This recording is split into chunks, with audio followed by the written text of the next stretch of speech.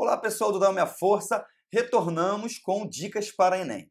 É o seguinte, pessoal, dicas para Enem, conforme o próprio nome diz, são dicas, são detalhes, são tópicos que você precisa saber para o Enem. Ao longo do seu ano, dos seus estudos, o que acontece? Muitas das vezes nós esquecemos alguns temas. E o que nós queremos fazer? O que o Dá Minha Força traz para você? Traz alguns tópicos importantes, dicas para que você relembre o conteúdo e que você não perca essas questões no Enem. Você também pode nos ajudar se inscrevendo no nosso canal, deixando as suas dúvidas e os seus comentários. É o seguinte, na aula de hoje, nós vamos falar sobre conjuntos, vários tópicos sobre conjuntos. É muito importante. Então vamos lá. A primeira dica está relacionada ao número de subconjuntos de um determinado conjunto A com N elementos. O que acontece? Suponha que nós temos o seguinte conjunto. Temos o conjunto A, que é formado pelas vogais A e E. Nós queremos saber qual é o número de subconjuntos do conjunto A formado por esses dois elementos. Bom, é muito simples. Basta você pegar e jogar nessa equação, o número de subconjuntos é igual a 2 elevado a 2, que é igual a 4. Beleza. Jogando a equação foi bem simples, só que nós vamos demonstrar aqui. Para que a gente possa achar o número de subconjuntos, vai ficar o número de subconjuntos de A é igual elemento de A,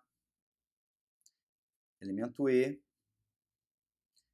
elemento AE e, por fim, o conjunto vazio. Ele sempre vai estar, sempre vai entrar. Então, se você fizer agora, você pode chegar e fazer para o conjunto B, encontrar, dado o conjunto B, A, E, I, encontrar o número total de subconjuntos, você faz da maneira da equação e também da maneira que você pode fazer representação de conjuntos. Lembrando aqui que nós estamos falando de elemento e conjunto, tá bom, pessoal? Se é elemento e conjunto, estamos utilizando a relação de pertinência. Então, essa é a primeira dica para você. Número de subconjuntos, não se preocupe em provar, você está preocupado em entender e acertar as suas questões. Então, guarde essa equação é muito importante, número de subconjuntos de um determinado conjunto A com N elementos.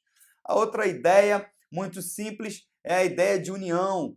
Essa você não pode errar, lembrando que o símbolo de união, esse é o símbolo de união, e nós temos dois conjuntos AB, nós queremos fazer a união desses conjuntos, então a gente sabe a maneira certa de escrever a união B. Beleza? Escrevendo dessa forma, a gente tem aí a representação matemática, de A união B.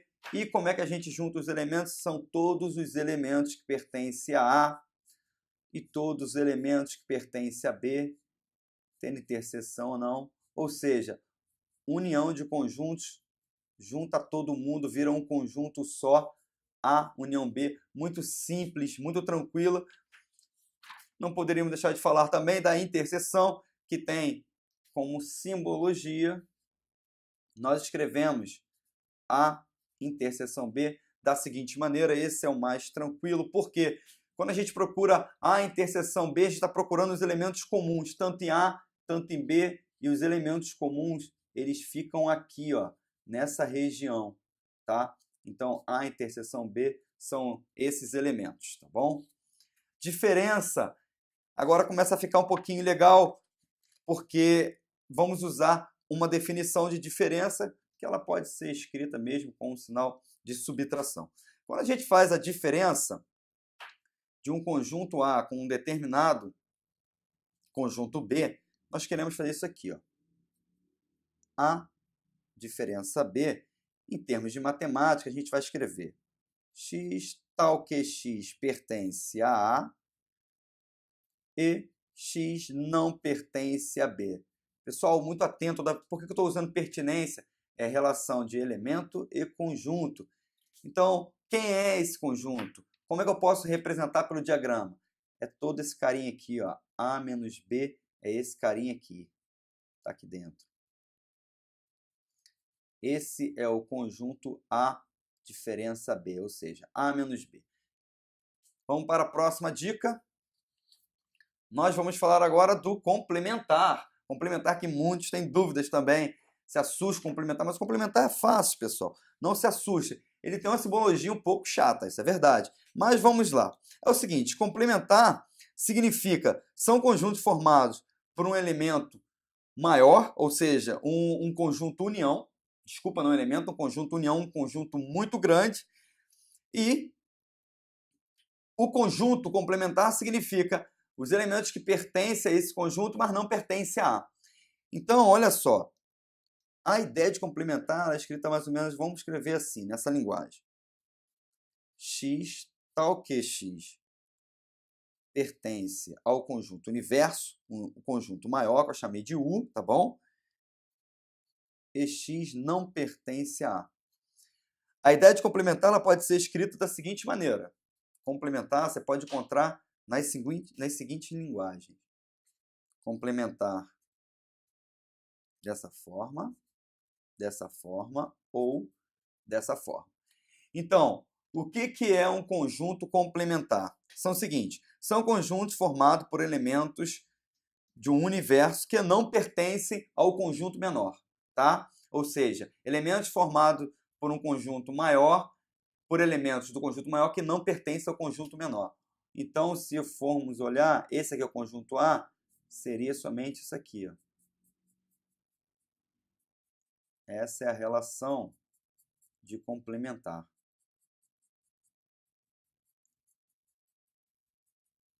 Nos exercícios a gente vai poder entender melhor porque a gente aplica, mas lembre-se, a teoria é muito importante para o Enem, é muito importante que você chegue no Enem sabendo da teoria, identificando a teoria para que você não perca as suas questões. Agora, a última dica, essa aqui é muito importante porque aparece demais. É o seguinte, pessoal, número de elementos da união. O número de elementos da união, nós vamos resolver um exercício na próxima aula e você tem que identificar isso. Nós estamos falando união, certo? Então, o número de elementos da união de dois conjuntos, o que ele é? Ele é o número de elementos de A mais o número de elementos de B menos a interseção, o número de elementos da interseção, tá bom? Então, o conjunto união, o número de elementos do conjunto união, ele é formado dessa seguinte maneira. Essas questões aparecem bastante. E como é que ela aparece? É aquele esquema, quando fala, por exemplo, tipo sanguíneo, aqueles exercícios que fala de times de futebol, número de alunos. Nós vamos resolver na próxima aula. Essa aula é o seguinte, é sempre para isso, para trazer para que você possa entender, relembrar, refrescar a sua memória. Nós queremos trazer as dicas para o Enem e nós vamos resolver exercícios também. Então, muito obrigado. Deixe a sua sugestão aí no canal. Escreva também as suas dúvidas, participe conosco. Valeu, até a próxima aula.